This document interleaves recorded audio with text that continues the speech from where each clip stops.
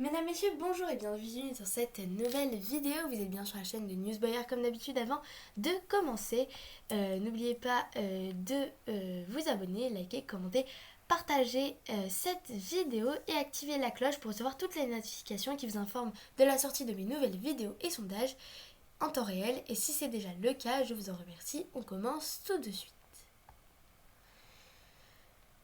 Aujourd'hui, j'analyse avec vous l'épreuve de l'assiette qui était sur le fort entre 1995 et 1996.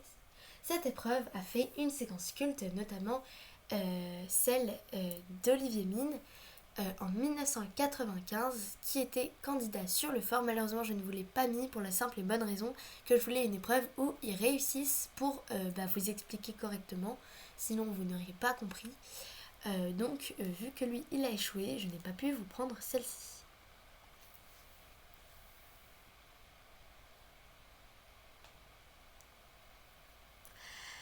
Alors, sur cette photo, nous voyons au premier plan une grande assiette horizontale au-dessus de laquelle est accrochée la clé.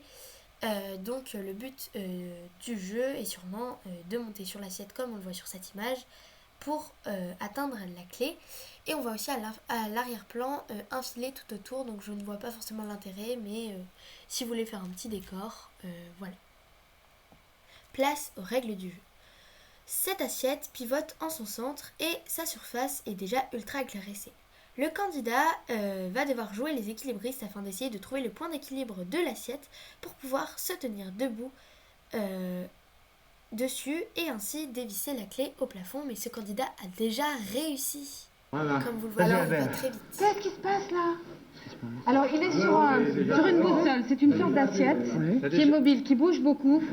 Et alors, ce qui est incroyable... Mais il est bien là, qu'est-ce qui se passe? Il l'a déjà. Qui quand même pas eu le temps d'en parler. Attendez, là... Faut dire qu'il a fait du cirque, ça se Je voit. voudrais que tu m'expliques. Bien vu. Parce que là, ça frôle l'exploit quand même. Bah, je sais pas, je fais du cirque. Donc, Non, Grégoire, attends, parce que là, si tu parles toujours aussi, tu vois... Je fais du cirque, donc... Ouais. Et alors, quel rapport avec le cirque? De l'équilibre? D'habitude, ces plans... Oui, parce qu'il était sur une espèce d'assiette, une boussole, qui bougeait, qui était très savonneuse, et la clé était au-dessus de lui. Donc, Vous avez vu, même la présentatrice est étonnée. Maintenant, place aux statistiques. Cette épreuve a été jouée 11 fois par une femme et 10 hommes.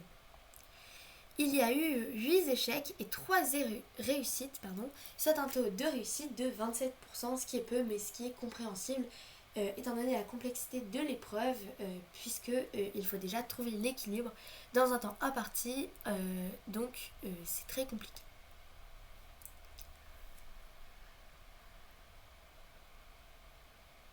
Quant à son emplacement, cette épreuve était située au 2e étage du fort cellule 209.